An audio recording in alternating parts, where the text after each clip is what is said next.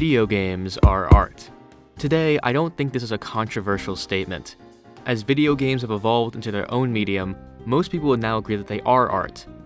But when analyzing video games as art, I feel that many people focus on the aspects that games pull from other forms of art instead of the qualities that separate it from other mediums. For example, The Last of Us is often cited as a very artistic game because of how cinematic it is. Instead of focusing on how it being a game elevates its artistic value, people weigh its artistic value based on how much it emulates another form of art, film. It's a mindset I don't really like because of how reductive it is to video games and art as a whole. For many people, video games being art is about how much they can be like other forms of art. So to the people with this mindset, The Last of Us is seen as more artistic than Mario, because the latter does not fall into the preconceived notions of what art is within the current cultural consciousness. So that's why I want to analyze how the video game medium uses its strengths to function as an art form, instead of focusing on how it emulates other mediums, specifically how video games can tackle character writing in their own unique way. The first example I'd like to take a look at is Skullgirls. Let's go, Samson! Alright!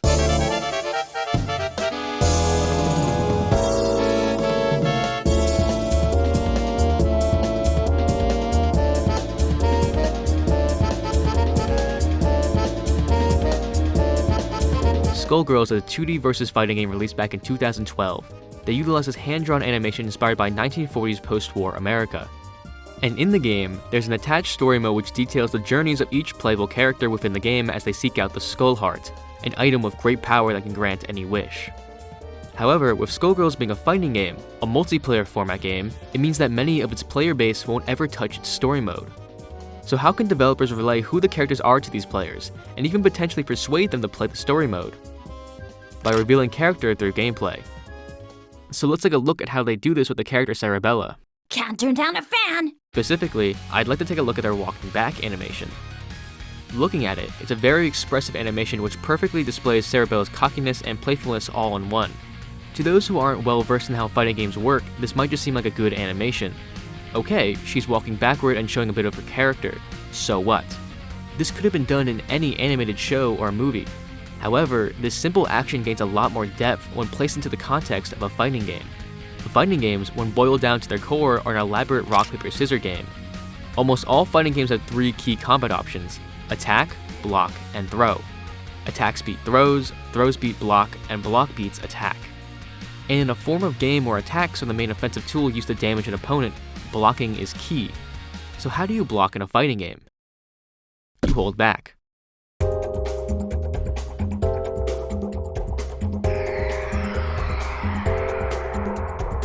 To walk backwards in a fighting game is one of the most defensive options you can pick.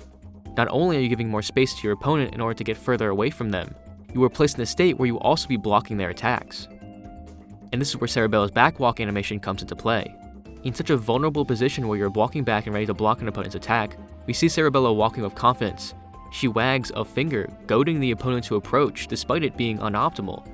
In a situation where we want to create space from the opponent with our movement, our character wants the opposite. And his juxtaposition tells us so much about her character. She's a performer who's fully confident in her skill. Such a simple action gives so much life to the character because how the animation is placed within the game state. Skullgirls is able to use the fundamental concepts of fighting games in order to elevate the character of Cerebella in a way that's only possible in video games. Next, I'd like to analyze how a more story-focused game utilizes its gameplay in order to flesh out its characters. So let's take a peek into Persona 2, the JRPG released back in 1999.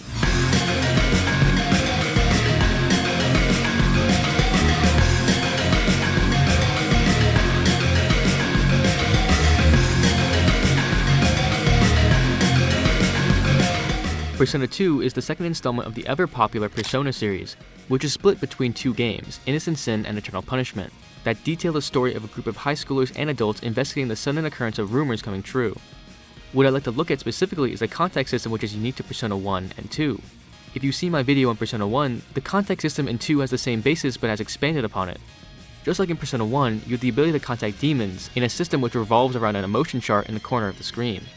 When in battle against the demon, you have the ability to contact them and affect this emotion chart, each result giving a different reward or downside. Each character has 4 different possible contact options that will influence the emotions of a demon in different ways. Where 2 fleshes out this mechanic is 1. The contact options for each character provide a much better insight into the personalities of the characters in comparison to Persona 1, and 2, There's now the ability to combine different characters' contact options in order to create new contact options to talk to demons. I love this mechanic in Persona 2 because it solves one of the issues I sometimes have with JRPGs. In more story-focused games, there has to be a balance of story and gameplay. Story and character arcs are furthered through cutscenes, while gameplay fills in the gaps between each story beat. However, the relation between story and gameplay is all relative to the player. Unlike in a film where the writer can decide how much time there is between story beats, the time between beats depends on how long a player decides to spend in between cutscenes. So in some RPGs I've played, sometimes I felt that there was a gap between the story and characters being furthered as I grinded in between these story beats. And so that's why I love the context system in Persona 2. It's a system which allows us to explore character dynamics and relations within the combat of the game, meaning that there's never going to be a huge gap where the player won't be able to see these characters interact. Let's look at our protagonist Tatsuya's contact options. We're introduced to Tatsuya as this cool, silent kid in school. Unlike the Persona 1 protagonist, everyone knows who Tatsuya is. He rides to school on a motorcycle and his presence simply radiates cool. And yet, when we see his contact options, we see he has a much goofier side to him, with one of his contact options having him recreate motorcycle sounds with his mouth. He's not just this silent and cool protagonist we always see within the story. He's someone who's multifaceted. He's human. And we get to see this thanks to the contact system. And while I do have my critiques on how the contact combinations make an already overwhelming mechanic for newcomers even more overwhelming, I cannot deny how fun they are to use, and how they are so great at fleshing out our characters. These contact combinations reinforce the relationships between the characters as we play the game. These interactions are so fun to watch and make these characters feel so much more alive. When they interacted in cutscenes, their relationships were so believable because I'd seen them grow closer as I fought through demons in the game. And what I love is how some character combinations are not available initially. For example, when Maya and Yukino join the party later on, you won't be able to combine their contact options with your already established characters, which makes sense because our main party has just met them. However, as you progress through the game and the characters grow closer, you gain access to these combinations. It's a fantastic mechanic which gave so much more life to the amazing cast of Persona 2. Now, what if a game used its gameplay to lie about a character? Get on to rock, get up to burn, stand with the pride, ever feel your desire.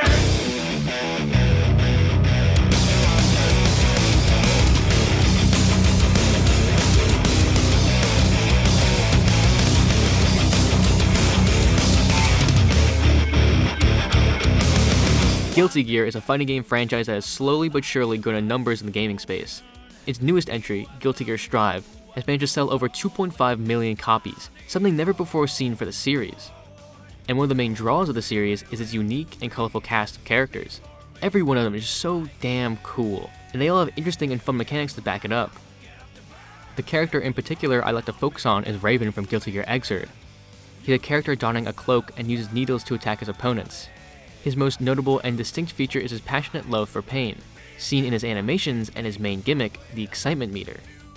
By using his excitement stance special, he leaves himself fully vulnerable to the opponent, for the reward that all attacks will be absorbed and increase his excitement meter. From the expressions he makes to him having a mechanic where he wants to be hit, the game paints a clear picture of Raven being an exuberant masochist. In our minds, perhaps we label him under the psychotic archetype of character. And yet, when we take a peek into the Guilty Gear story mode, we don't really see this version of Raven at all. Instead of wild and boisterous, he is instead calm and collected. There's a deep tragedy within his character. Raven was born during the Roman Empire and worked as a soldier. After receiving a fatal wound in battle and not dying, he realized he was immortal. Upon learning of his immortality, he tried to use it for good, most notably helping a village through all of its needs. However, the village began taking his deeds for granted and eventually threw him to the side. This threw him down a path of depression where his apathy could only be broken through the feeling of pain. Raven is such an interesting character from Guilty Gear. The stark difference between story and gameplay is almost shocking and unique. And while you could view this as a failure upon the gameplay to properly reveal Raven's character, I think we can also view it through a lens of letting us see into a different aspect of Raven. The masochism is still an integral part of Raven's history, but because Raven doesn't take a combative role in the Guilty Gear story, we never get to see this aspect of him. We are only told of it. And so through gameplay where Raven is forced to fight, we get to experience a side of him that the story did not allow for. And in gameplay, there's different voice lines. We get to see a small glimpse into the more philosophical side he has in the story mode. And really, this juxtaposition is not much more different than what we saw in Persona 2 with the contact system. The cool and collected Tatsuya with his goofy contact options. It's through gameplay we get to see sides of the character we never got to see before. Video games are able to accomplish such unique things when telling stories. This medium is so flexible, and because of its interactivity, can make the characters and the world of games feel so much more alive. And this video only goes over how video games are able to creatively tackle characters, not even scratching the surface of what is possible only within this medium. I love looking at other art forms and seeing what they have to bring to the table in terms of bringing new experiences. And I think it's so valuable to appreciate these things, no matter how small they are. Hey, before you go, did you know I have a Patreon now? For just $5 a month, you can not only support me, but also gain resources to edit like me. Patrons have access to motion graphics that I've made and used in my own videos that are compatible with Adobe Premiere Pro, alongside a tutorial video on how to import and use them. You also get to view my videos earlier and get to have your name at the end of every video. If you're interested, the link is in the description.